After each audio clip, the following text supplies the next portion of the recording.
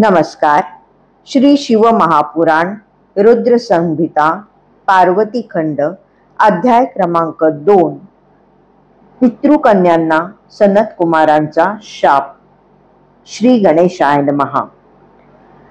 नारद ब्रह्मजींना म्हणाले, विधाता, मला मेनेची उत्पत्ती कशी झाली ते सांगा. तिला पूर्वी शाप मिळाला होता असे तुम्ही म्हणालात, ती हकीकतही सांगा. ब्रह्मदेव म्हणाले, नारदा, दक्ष हा माझा पुत्र, त्याला 60 कन्या झाल्या. त्याने कश्यपादी मुनींची त्यांचे विवाह करून दिले.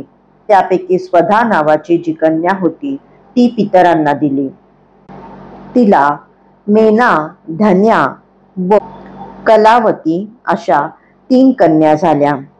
त्या पितरांच्या मानस कन्या होत्या. त्यांचा जन्म मातेच्या गर्भातून झालेला नव्हता. त्या अयोनी संभव असल्या तरी लोकव्यवहाराला अनुसरून स्वदेच्याच कन्या मानल्या जातात. त्या सौभाग्यशालिनी आणि धर्मानुगामी होत्या. त्या श्रेष्ठ योगिनी, महाज्ञानी, सर्वत्र संचार करणाऱ्या आणि जगाला वंदनीय होत्या. त्यांना लोकमाता म्हटली जाते.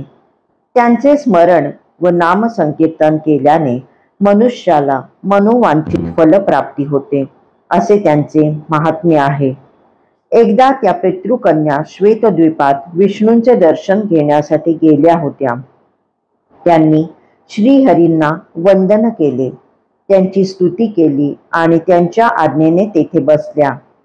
तेथे काही संत मंडळीही उपस्थित होती. योगायोगाने त्याच समयी सनकादी सिद्धगणांचे तेथे आगमन झाले. ते माझे मानसपुत्र असून सर्व लोकांना वंदनीय आहेत. त्यांनी श्रीहरींना वंदन केले आणि त्यांच्या सन्मुख बसले. सनकादिक मुनीश्वर आले तेव्हा तेथे असलेले सर्वजण आदरार्थी उठून उभे राहिले. पण त्या 3 बहिणी तशाच बसून राहिल्या. त्यांनी नमस्कार केला नाही. विस्मित होऊन केवळ बघतच राहिल्या. ते पाहून सनकादिकांना राग आला. त्यांनी त्यांना शाप दिला, तुम्ही तिघीही मूर्ख आहात. पितरांच्या कन्या असूनही तुम्हाला आचार विचार कळत नाही. आम्हाला पाहून तुम्ही उठून उभ्या राहिला नाही आणि नमस्कारही केला नाही. या प्रमाणाबद्दल तुम्हाला शिक्षा मिळालीच पाहिजे. तुम्ही स्वर्गातून भूलोकी जाल आणि मानवांच्या स्त्रिया व्हाल. सनत कुमारांचा शाप ऐकून त्या 3 जणी आश्चर्यचकित झाल्या. त्यांनी मुनीश्वरांच्या चरणांवर लोटांगण घातले आणि म्हणाल्या, हे विभू, आम्ही तुम्हाला नमस्कार केला नाही, हा आमचा मूर्खपणाच झाला.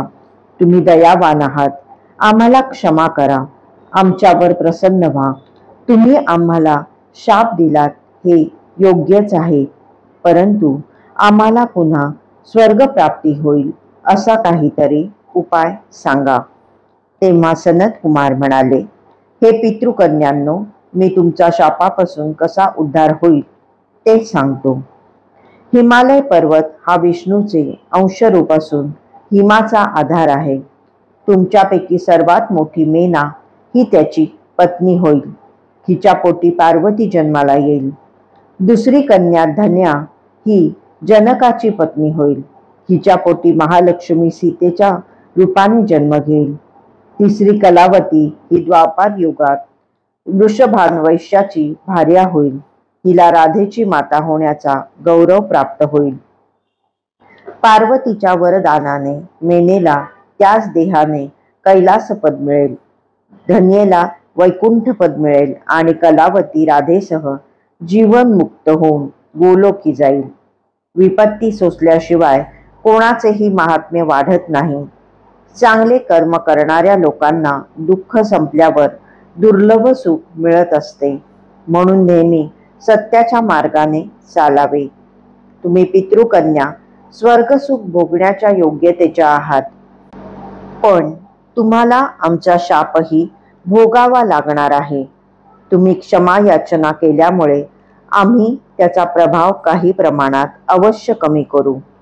भूलोकी अवतीर्ण झाल्यावर तुम्ही मनुष्यांप्रमाणे व्यवहार कराल.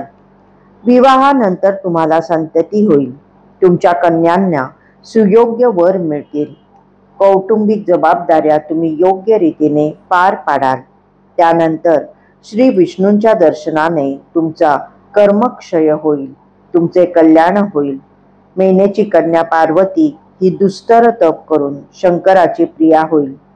धन्येची कन्या सीता ही प्रभू रामचंद्रांची पत्नी होईल आणि लोकाचाराचा आश्रय घेऊन त्यांच्या समवेत राहील. कलावतीची कन्या राधा ही कृष्णाची सखी होईल.